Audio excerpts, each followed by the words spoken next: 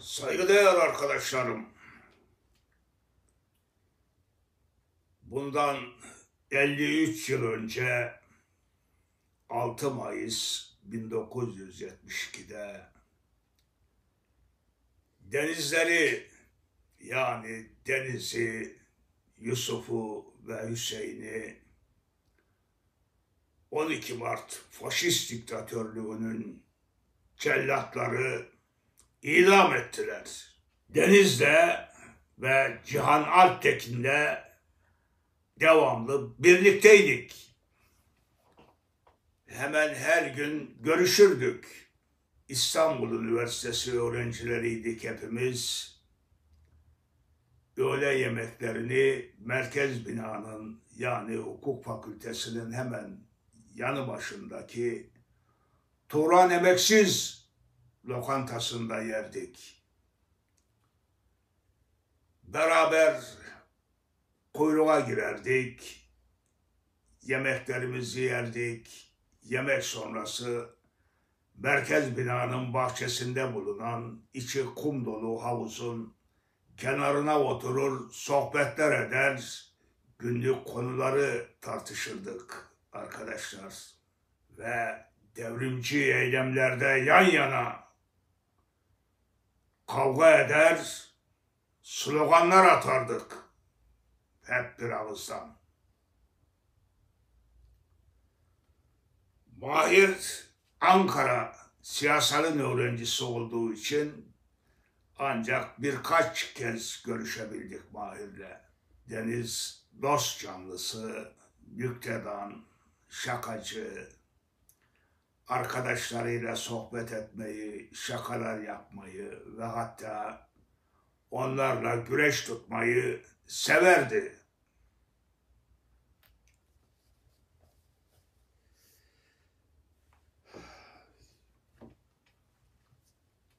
Kim katletti denizleri arkadaşlar? ABD emperyalist Haydudu ve onun emrindeki 12 Mart faşist diktatörlüğünün sıkı yönetim mahkemeleri arkadaşlar. Baki Tuğ'un savcı olduğu Ali Elverdi adlı hain alçağın mahkeme başkanı olduğu sıkı yönetim mahkemeleri arkadaşlar. Cunta'nın emri altındaki mahkemeler. Oysa Deniz hiç kimseyi silahla yaralamamıştı.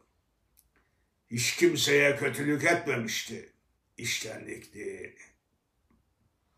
ahlaki değerleri yücelerde kendini halkına ve ülkesine adamış yiğit, heyecanlı devrimcilerdi.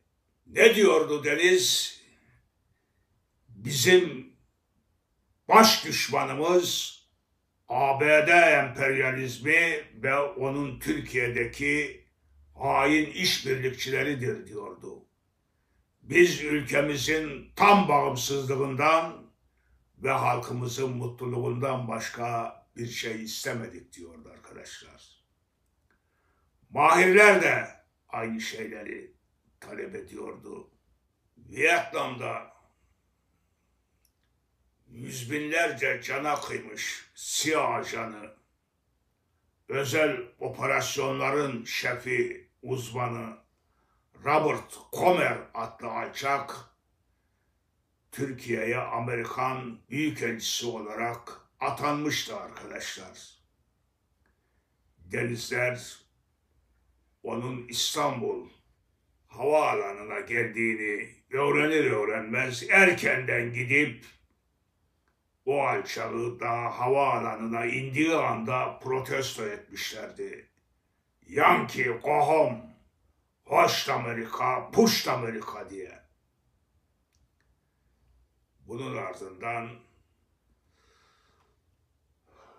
aynı alçak Ankara'ya geçmiş ve ODTÜ rektörü Kemal Kurdaş davet etmiş ve rektörlüğe ziyarette bulunmuştu. Kadillak'ıyla birlikte arkadaşlar.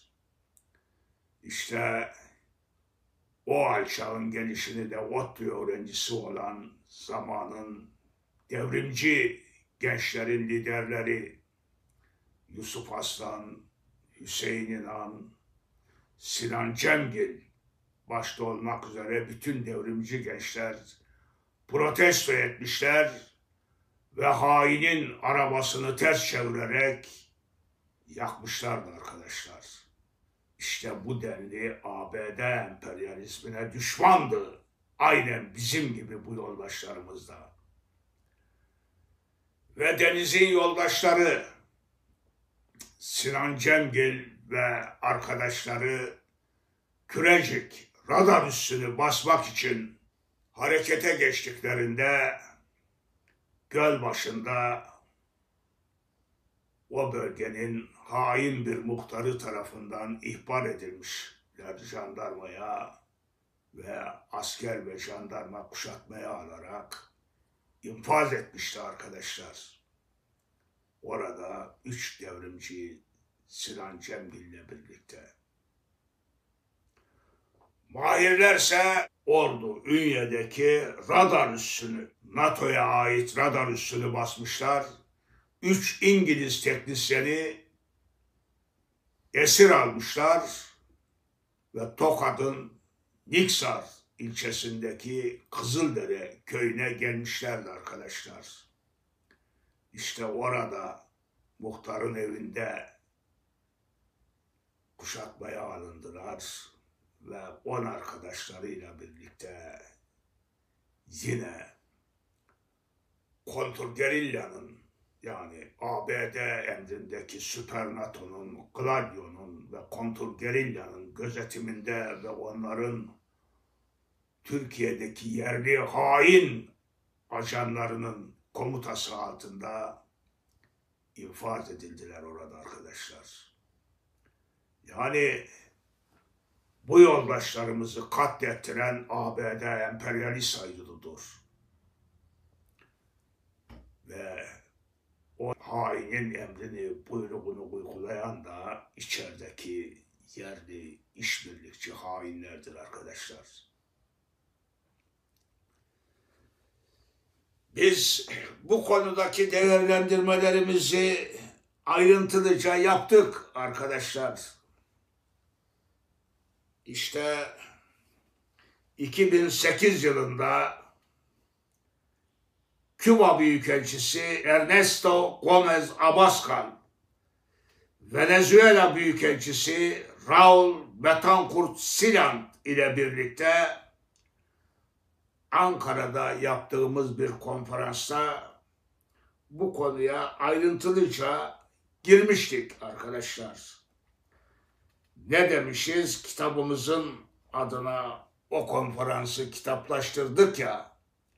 İşte o kitabımızın adına Latin Amerika'dan Türkiye'ye devrimci kavga arkadaşlar. Ve yine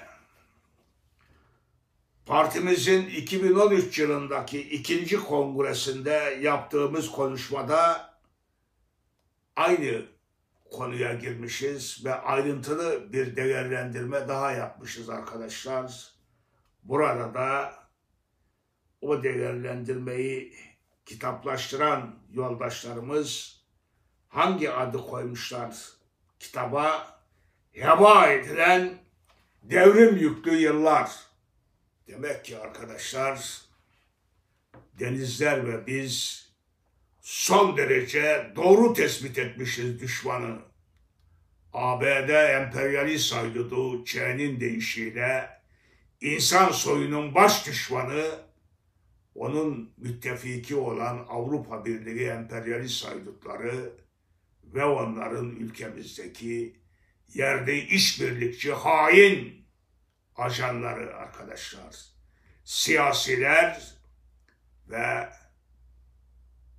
kontrgerilla arkadaşlar. İşte biz arkadaşlarımızdan aldığımız bu bayrağı ve bu vasiyeti bugüne kadar firesiz sürdürdük arkadaşlar. Aynı heyecanla, aynı kararlılıkla, aynı inançla kavgamızı sürdürdük arkadaşlar.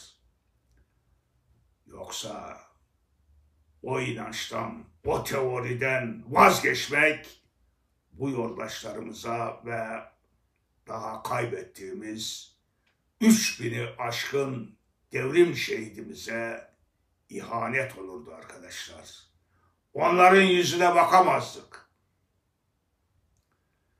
Bu yüzden biz de tıpkı o yoldaşlarımız gibi yan yana sloganlar atıp kavga verdiğimiz yoldaşlarımız gibi kavgamızı sürdürmeye devam ettik. Bugüne kadar ve bugün 80 yaşımızın içindeyiz. Ve bayrağı bizden sonra genç yoldaşlarımıza devredeceğiz ve bu dava, bu kavga, bu savaş eninde sonunda zafere ulaşacak arkadaşlar. ABD emperyalist haydudu ve Avrupa Birliği emperyalist haydutları bir kez daha hezimete uğrayacaklar. Biz ikinci Kuvayi Milliyecileriz. Deniz'in de aynen yaptığı bu tespit gibi eninde sonunda birinci Kuvayi Milliyeci atalarımız gibi biz de zafer kazanacağız. Ve bugün bizim dışımızda denizlerin bayrağını, onların teorisini savunan hiç kimse kalmadı arkadaşlar. Bakmayın siz Amerika'nın kucağında Amerika ile etle tırnak gibi kaynaşmış PKK'nın, DEM'in, PYD'nin, YPG'nin sahte, yalancı denizler anmasına. Bakmayın siz Sevirci, soytarı, sahte solun denizler anmasına. Çünkü onlar da alayı PKK'nın, PYD'nin, DEM'in yörüngesinde dönerler arkadaşlar. Onların haricinde bir teorileri, bir inançları yok. Dolayısıyla hepsi Amerika'nın buyruğuna ve hizmetine girmiş durumdadırlar. Ve yeni CHP'nin, yani Sorosçu Kemal'in ve onun çömezi Özgür Özel'in bakmayın denizleri anmasına. Bunlar Amerikan seviciliğini, NATO seviciliğini programlarına, parti programlarına varıncaya kadar geçirmişler arkadaşlar. Bunların denizleri sahiplenmesi bir sahtekarlıktan öte hiçbir şey değildir arkadaşlar. İşte denizlerin teorisini, kavgasını, savaşını, bayrağını birebir biz taşıdığımız ve o savaşı biz temsil edip yürüttüğümüz için muhalefeti oynayan Amerika tarafından üretilmiş medyada bize düşman arkadaşlar. Televizyonlar, gazeteler, siyasiler zaten düşman. Çünkü hepsi Amerikan yörüngesinde bunların. ABD emperyalist haydutuna doğrudan sadece biz meydan okuyoruz. Ona karşı sadece biz savaşıyoruz arkadaşlar. Ve eninde sonunda bu savaşımız zafere ulaşacak. Kalın sağlıcakla.